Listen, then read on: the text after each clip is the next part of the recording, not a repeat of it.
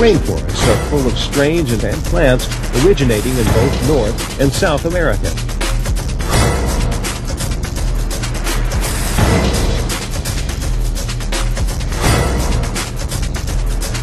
And all the land to the east will be densely covered in green. They rely on each other and the resources of this land to survive.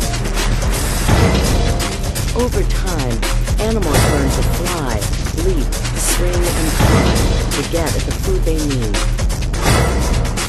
Zoologist Dr. Carol Mitchell. Squirrel monkeys are very crucial in the web of life. They are one of the prime species of plants and animals are protected than in almost any other place on Earth.